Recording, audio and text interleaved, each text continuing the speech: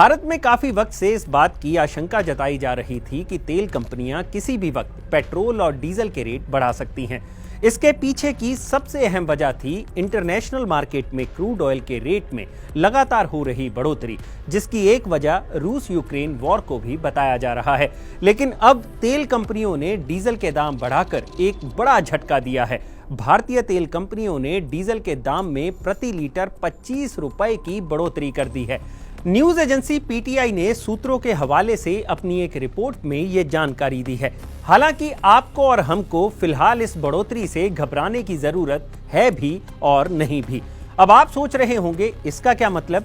इसका मतलब ये है कि फिलहाल ऑयल कंपनियों ने ये बढ़ोतरी बल्क बायर्स के लिए की है, ना कि आम लोगों के लिए। लेकिन इसका बोझ कहीं ना कहीं आम जनता को भी ढूंढना पड़ सकता है। कैसे, हम बताते हैं। नमस्कार, मेरा नाम है भूपेंद्र सोनी और आप देख रहे हैं अनकट। सबसे पहले आपका ये जानना जरूरी है कि ये बल्क बायर्स आखिर होते कौन हैं। इस लिस्ट में शामिल हैं defence, railway and transport corporation, power plant, cement plant और केमिकल प्लांट जैसे बायर्स।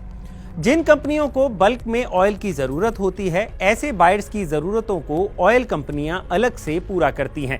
ऐसे बायर्स के लिए कंपनियां उनके द्वारा इस्तेमाल किए जाने वाले डीजल की स्टोरेज के लिए अलग से व्यवस्था भी करती हैं।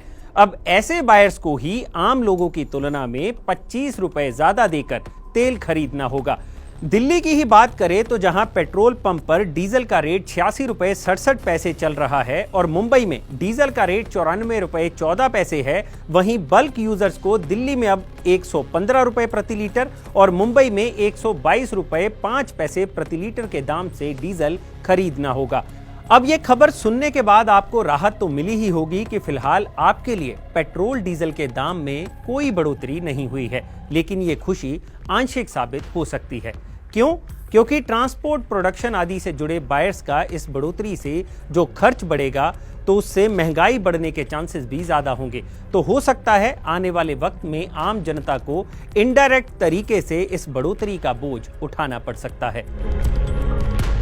यहां यह समझने की जरूरत है कि पिछले 136 दिनों में तेल कंपनियों द्वारा पेट्रोल डीजल के दाम नहीं बढ़ाए गए हैं। ऐसे में जो प्राइवेट तेल कंपनियां हैं उनको काफी नुकसान उठाना पड़ रहा है। सूत्रों के मुताबिक नायरा एनर्जी, जियो बीपी और शेल जैसे प्राइवेट रिटेलर्स को तेल के दाम स्थिर होने का काफी नुकसान हो रहा है, क्योंकि सरकारी तेल कंपनियों के नुकसान की भरपाई सरकार कर सकती है, लेकिन इन कंपनियों को क्रूड ऑयल महंगे दाम पर खरीदना पड़ रहा है और अगर ये कंपनियां सरकारी रेट से ज्यादा पर बेचेगी तो इनका तेल कोई खरीदेगा नहीं। ऐसे में इन कंपनियों के पास अपने पेट्रोल पंपों को बंद करने के अलावा कोई और चारा नजर नहीं आ रहा है। इससे पहले भी साल 2008 में रिलायंस और एसआर ऑयल जैसी कंपनियां अपने पेट्रोल पंप बंद करने का फैसला इसी वजह से ले चुकी हैं।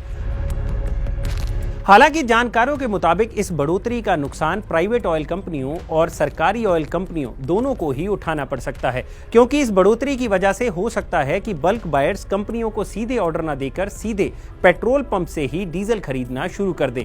ऐसी स्थिति में पेट्रोल पंप मालिकों का तो फायदा होगा, लेकिन इसका इनडायरेक्ट नुकसान इन कंपनियों को उठाना पड़ सकता है।